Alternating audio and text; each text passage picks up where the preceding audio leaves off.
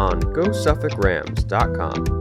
From Boston, Massachusetts, welcome to Suffolk Sounds, the official show for Suffolk University athletics. Hello and welcome to Suffolk Sounds. My name is Cam Brennan. You can follow me on Twitter at Cam_Brennan1. That's CAM_BRENNAN and the number 1. That's how you can find me and interact with me on social media. As for today's show, we have Suffolk head cross-country and track and field coach Will Feldman. I sit down with Coach Feldman for an exclusive one-on-one interview, and that's what you can expect from today's show.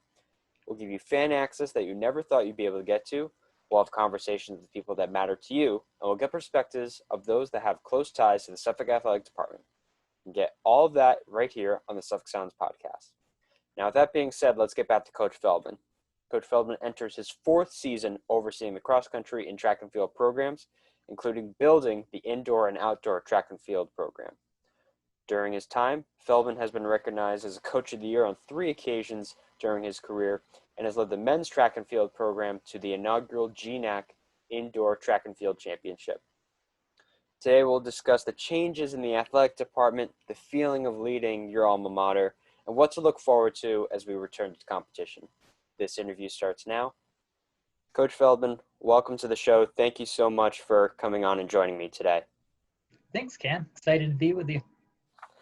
Absolutely. And before we get into the nitty-gritty of the track and field and cross-country programs, I wanted to hear from you personally. March, everything was shut down. Everyone was sent home away from campus. I wanted to hear, what were some of your quarantine routine activities? Did you find yourself doing more than one thing than another? A couple coaches talked about how they went on walks on the beach. Other coaches talked about how they really got into camping. What was maybe something you got into or kept yourself busy during that time? Yeah, I wish I had time for walks on the beach. So when we got shut down, all the daycares in Massachusetts got shut down. So I was quarantining with my 8-month-old at that point. So we had myself, my wife quarantined at the house with an 8-month-old trying to work. At least he could only crawl at that point. And now he's running around like a maniac. So very little got accomplished. I think, I got really adept at changing diapers. That became my quarantine hobby, and warming bottles. So it was, a disappointment for sure to have the season canceled, but from a personal standpoint and a family standpoint, it was a blessing in disguise. Definitely got more time with my son than I ever expected. Absolutely. And I think when I have asked that question to the coaches, they always have some sort of positive rather than just going to the deflective, like, it was terrible for the season being canceled. They have found some sort of positive within that. Now, before we get to the cross-country program and your status currently with the programs overall, I wanted you to take me through how you got to this position. I know you've had a couple different positions locally and nationally in cross-country and track and field. I just wanted for you to let the viewers and listeners know how you got to the point you're at now leading the Suffolk cross-country and track and field program. How did you get your start, and how did you evolve your coaching portfolio? Yeah, well, I think we'll touch on it at some point here, but I'm an alum. Yep. So really the journey started in 2003, coming to Suffolk as a student, doing my visit and just falling in love with the city. And then being a student athlete here, it was a very ragtag program at that point. I think we did a lot of self-coaching as the athletes. So just from that standpoint, from an early age, I was already researching training theory and trying to figure out how to make it work. And then it was just the love of the sport where I used up my eligibility and tried to figure out what to do with myself. And Tony DeRocha at Emmanuel College down the street, he had been coaching me off and on in the summers when I was running at Suffolk even. And now he threw me a stopwatch and gave me a chance to volunteer with his program. And kept coaching me on the side. And yeah, I just had a lot of fun being around the sport. And it just, after a few years of working there, we were there for about 4 years growing the program. I started as a volunteer and worked my way up to a paid position with the program. Had a lot of success with that team developing it. And, it just came to a point where I didn't want to do anything else. I knew I wanted to just be a lifelong coach. After, I think, 4 seasons at Emmanuel, just got the itch to see what else was out there. Felt like I had a good grasp on how to build a program, develop a program, kind of what that part of it looked like. But winning was different, right? And I wanted the experience of a winning championship powerhouse program. What does that culture look like? How do you develop that? I got an opportunity to go across the street to MIT, which for Division III it's just a powerhouse. A bad year at MIT is finishing 7th, 8th at nationals. I think they probably won 25, 26 straight conference championships over there. It's the best of the best. Went over there for 2 seasons thinking I was going to work with distance athletes, just given my background. And the first day, Coach Taylor, who's become just a huge mentor of mine, he basically told me distance coaches were a dime a dozen, so go become a hurdles coach. And he stuck me with a bunch of hurdlers, and I had no idea what I was doing. But probably one of the best experiences of my life was getting thrown into the deep end and figuring out how to swim. And just being in that culture where, everything was centered around winning and striving for greatness, dealing with some top level athletes. We had athletes that would qualify for the Olympic trials some years out of that group. But keeping it cohesive as a team instead of just a compilation of elite athletes. Like, how do you make it work as a team? So it was a great 2 years there. He told me when I started it was going to be a short shelf life for me there. His goal was to prepare me for bigger and better things. And, I wasn't going to just volunteer there for the next 4 years of my life. And that really set me up for the next chapter, which was Duke. Applied for a position at Duke, didn't think anything of it. First week of August, got a phone call from Kevin Germain down at Duke, who was the head of the women's program, offered me the position and asked me if I could move to North Carolina in the next 2 weeks. And that was it. I hung up the phone and had to tell my wife that we're moving to North Carolina, which wasn't the easiest of conversations to have. So it was a huge leap of faith. But great 2 years down there at a Power 5 school. I'd say my first year there, I worked strictly with their women's cross country and then distance teams on the track. Super talented team. So recruiting there is a little bit different, right? You just talk to all the top athletes in the country, and Duke kind of sold itself in a lot of ways. But just a great experience, right? Consistently going to nationals, competing against Clemson and Florida State, Stanford. It was a great 2 years. And then I had a very brief stint at Loyola Marymount, another Division I school. They were a distance-only program, so track and field, but only distance athletes. A small mid-major program, super successful though.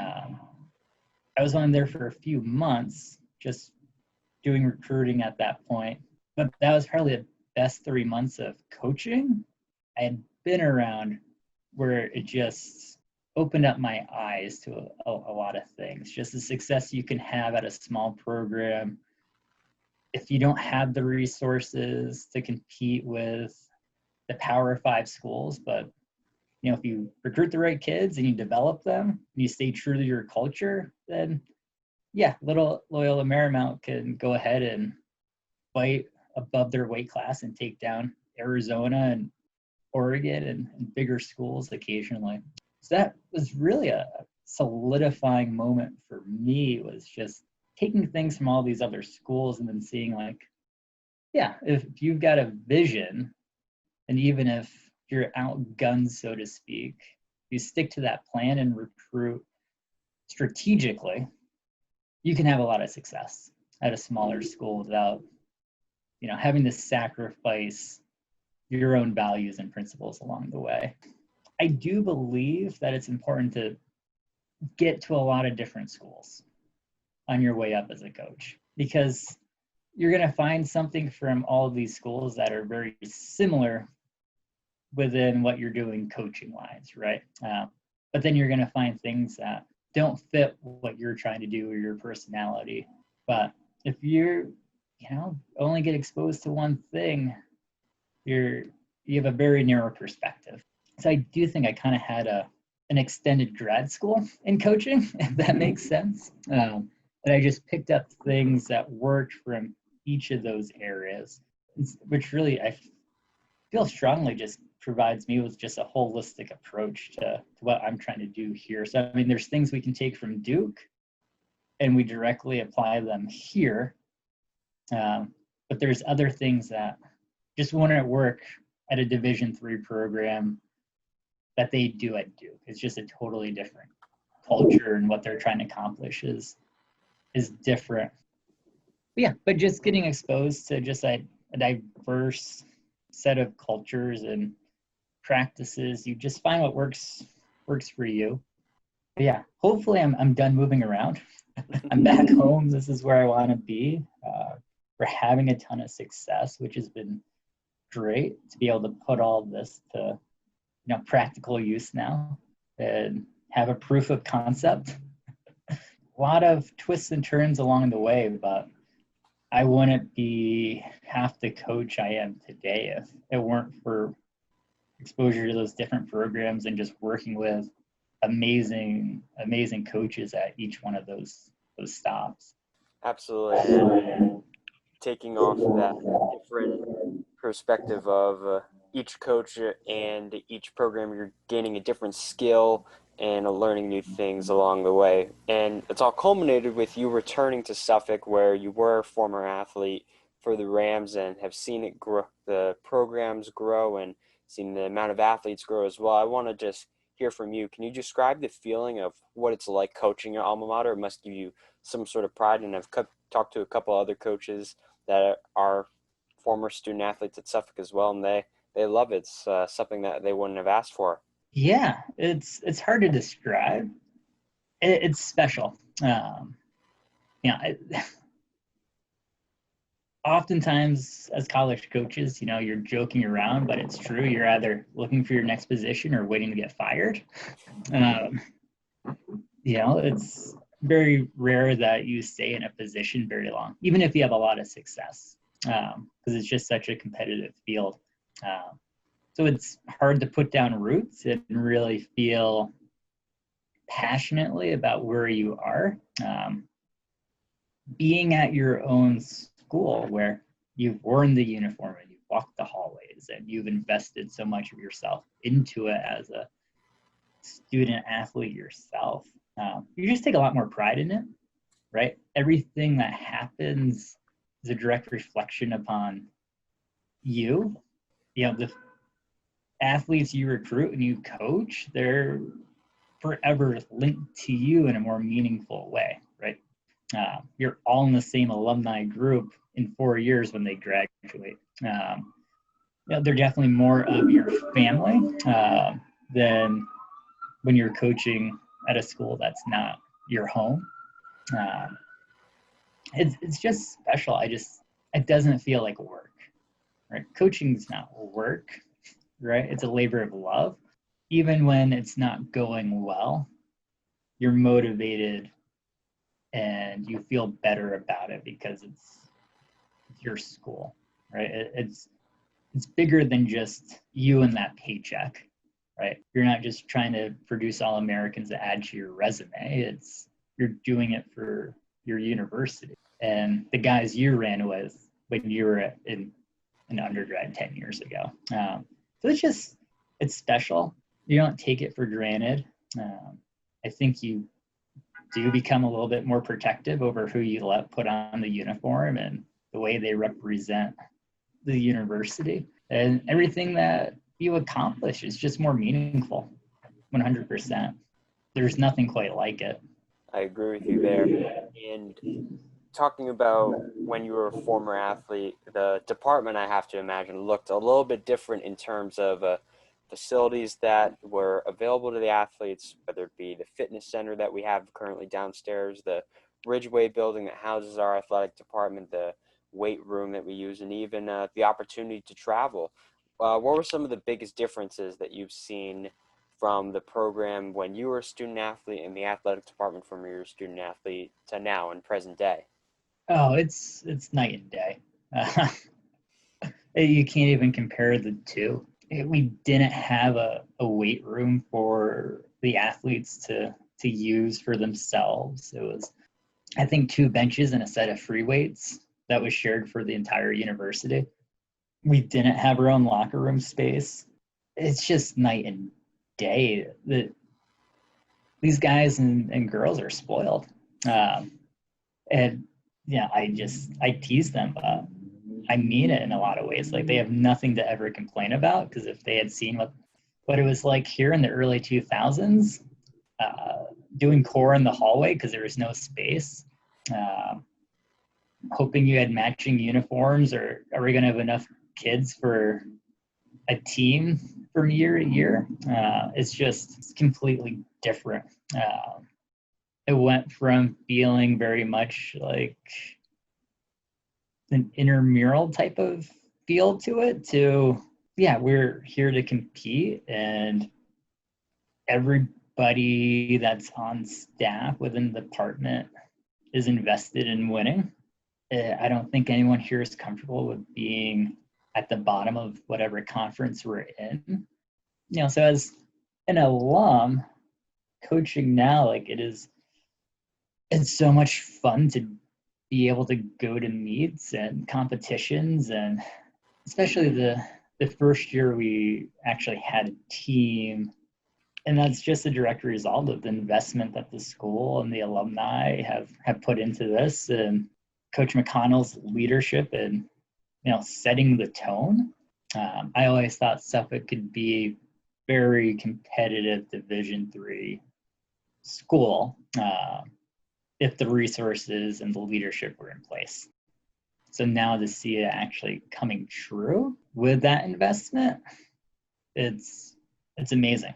I think all of the programs here are really going to flourish over the next 3 to 5 years for sure. And especially culminating with some of the silverware behind you, which we'll get to in a little bit. But I wanted to ask, you talked about the track and field program just starting a few years ago, and you being the first coach of the track and field indoor and outdoor programs.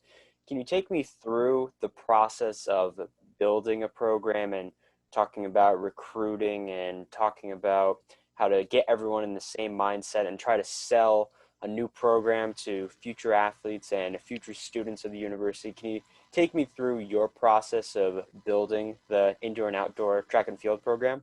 Yeah, it was a challenge for sure. I think if I was a 22-year-old, wide-eyed, naive coach just starting out, I probably would have panicked and thought this was the worst thing in the world, and I wouldn't have wanted anything to do with it.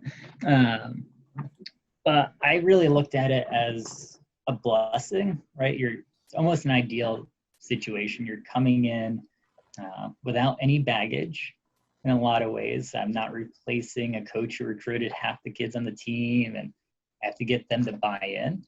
So really it was a blank slate to do whatever I wanted with, which is rare that you're able to do that.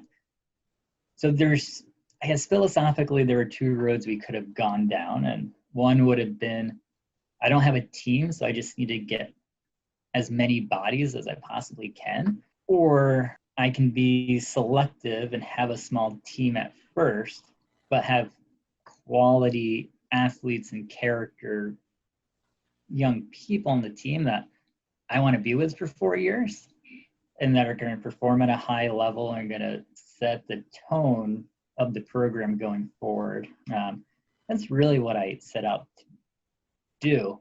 And so that's what we did. We just really focused on recruiting nationally and getting outside of New England and using Boston as the main selling point here. The location opens up a lot of doors that if we weren't in Boston, I would never be able to talk to these athletes. Not having a team to sell was difficult, right? I was selling hopes and dreams without the reality. Coach, can we take an official visit? Well, no. Can I talk to the guys on the team? There's no team. Or I don't want you talking to them. So it had its own challenges, and there are moments along the way where, I thought, geez, I set the bar too high for my first recruiting class as far as the level of talent I was trying to bring in. But I was shocked. We brought in a really, really good class that first year. And they came in and they bought into the program and what we were trying to do. And because they're so young, they don't have a lot of bad habits that you get after 4 years in college, right? They're actually interested in recruiting the next class behind them. There's no pettiness on the team, right? No one's concerned that the freshman's going to take their spot on the team. It's really a everybody buying in for the betterment of the program because it's their team, right? It's whatever they do, they're leaving a legacy, and so they really bought into that concept. Like we're building our own program. Like we have ownership over this. So that was a very pleasant surprise to see how many young athletes wanted to take on that responsibility. And it's been great the last 2 seasons. What we were able to do with such a young team is a little bit baffling to me.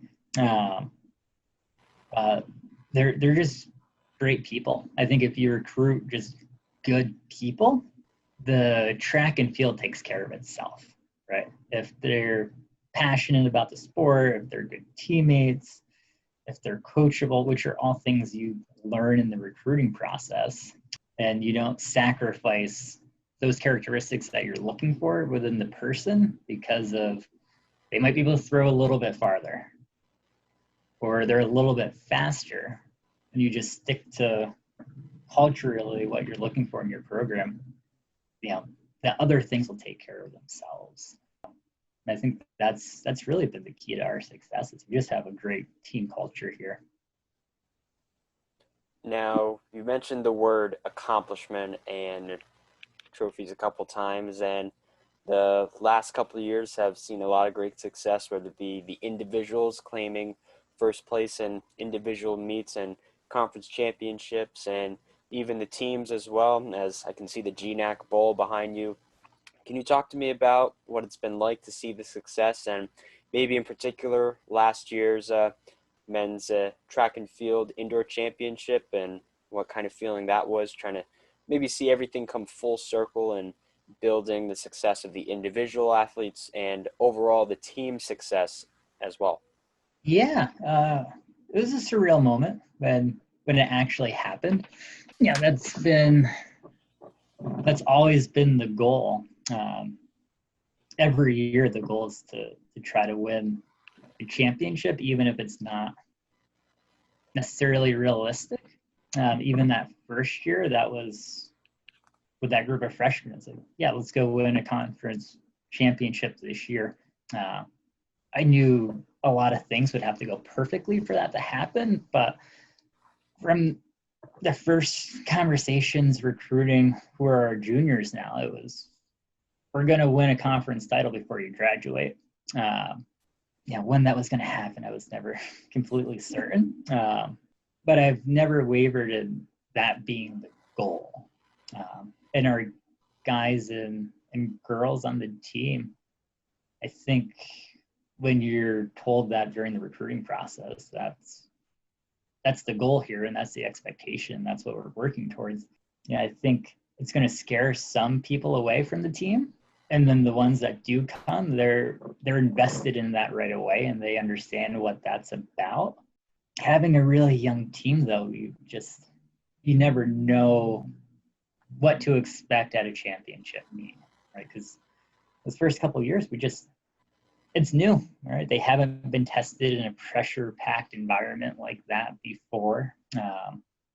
A lot of our scheduling during the regular season, cross country and track and field, we probably go to meets we may not have any business going to, right? We race against a lot of Division I schools. Cross country, we take kids to meets where, yeah, we may be the only team that's not ranked in the top 25, but that's to get the team exposed to what that level we're trying to get to looks like. I'm a firm believer in chasing competition and not running down to a lower level just so you can get a win. So that once we do get to a conference championship, the pressure is not there anymore, right? If it's during track season, they've raced against Villanova and Harvard, and they've thrown against Tufts and MIT, and we have great competition within the conference, but the pressure is off. It's not the same, right? They've just been exposed to big things. And I think that's served our team really well. For the men, I have to give all the credit to our captains. They really led the charge with getting the team on board with that goal. And the captain stepped up and took responsibility for really organizing the team, creating a cohesive culture, really forcing it to be one team and not 6 separate teams. And I couldn't have done that without them. And if we didn't come together as a team, we probably would have done well at conference, but we wouldn't have won. So that trophy behind me, I have to give all the credit in the world to our group of captains. That's really their championship. I couldn't have been prouder of that. We all knew we had the talent to do it, and every week we would have team meetings and really score out what the championship meet would look like. I mean, we would just go through every scenario and, okay, after this week, it looks like we should win by 10 points, but we knew St. Joe's was going to step up and bring it. And one thing we definitely went over was like, okay, on paper, we should be 20 points better, but it's a championship meet and it's probably going to come down to 2 or 3 points. And sure enough, it did. But just having those captains redelivering the messaging I was giving them were great. Yeah, on paper, it looks like we should walk away with it, but you could very easily lose if we don't take this seriously. And it's hard when you have a bunch of 18, 19-year-olds on your team, and that's the backbone of your team, for them to maintain that edge when they see, oh, we should win this pretty easily. They haven't been tested yet, and they don't know what a championship competition looks like when you're actually trying to win one and how difficult it is. The ladies that come in second was fantastic. I would have liked to come away with 2 trophies, but I think our women are right there too, and are primed to get one in the next year or so themselves. But yeah, it's special. Having been here as an athlete and never coming close to winning one of those, to now establishing that, we're a championship program, and if you want to, win a conference championship, it's got to go through Suffolk. That might sound a little arrogant, but that's the attitude that we have here.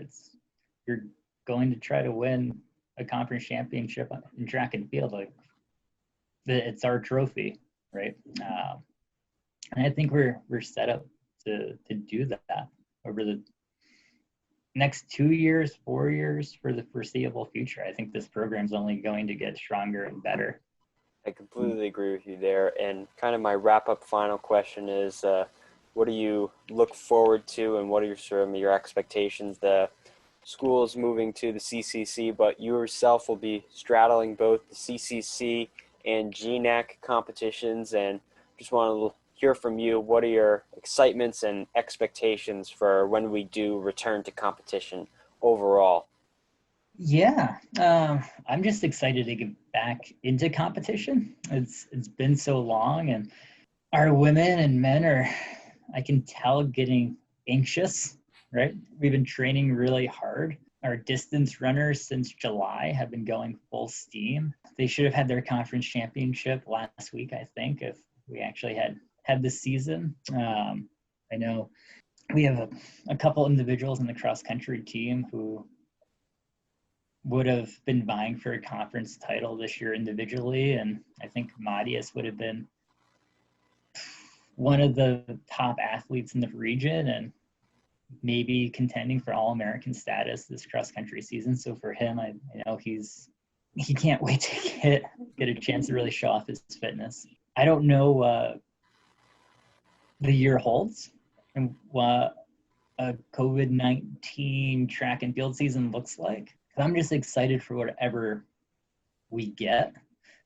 Hopefully we have a full season and have a conference championship and a regional championship, and nationals goes off without a hitch. But we have a lot of really talented freshmen who I would love to see compete at some point. It's a really phenomenal freshman class. Our upperclassmen have just been really fit and motivated coming off of last indoor season. We have a lot of really special athletes on the team, and I just want them to get a chance to show what they can do. On the men's side, I think we have three guys who have a legitimate shot at going to nationals this year. If, knock on wood, we have nationals. So for their sake, I would love to be able to take them back down to North Carolina and compete at a national championship again this year. It's hard. Those opportunities are so few and far between, and it's extremely hard to get to nationals in track and field. And there's no guarantee from 1 year to the next you're going to be healthy and fit, and they're ready to go this year. Like, it seems like they are. Like, I'm just going to be holding my breath and hoping they'll have that opportunity to compete and be on the national stage. But just a really great group of athletes who I'm just excited to see compete in general. The goal is always to win a conference title for both the men and the women this year. But we just have to see what hand we're dealt with the pandemic and what that ultimately looks like. So I think for us and every program in the country right now, like, we're all dealing with a lot of adversity as we navigate this uncertainty. But I think we definitely have the talent and the mental toughness to be in a position to vie for a championship if the season happens. So fingers crossed we get to have one. But yeah, we're just moving full steam ahead as if there is going to be one. And I do look forward to that opportunity, whether it comes relatively sooner in the near future. I look forward to that opportunity. Coach Feldman, thank you so much for joining me today. I really appreciate your time. Yeah, thanks, Cam. It was a lot of fun, and I appreciate you having me. Absolutely. Ram Nation, if you like what you heard today on the Suffolk Sounds podcast, be sure to visit our website, GoSuffolkRams.com. That's GoSuffram.com, where you can find all you need to know about Suffolk athletics. While you're at it, be sure to follow the Rams on Facebook, Twitter, and Instagram at the same name for an insider's look. Don't forget to subscribe, like, rate us, and leave a review on whatever platform you're listening to the Suffolk Athletics official show. Send in your questions, whether it be from a player or a coach. Who would you like to hear from? We'll be sure to bring something new to every single show. In fact, be sure to tune in to the next episode when we talk to Suffolk head men's ice hockey coach, Chris Gliona. Till then, I'm Cam Brennan, everybody. Talk to you soon, Ram Nation. This has been Suffolk Sounds. Don't forget to subscribe, like, rate, and review however you listen to your podcast.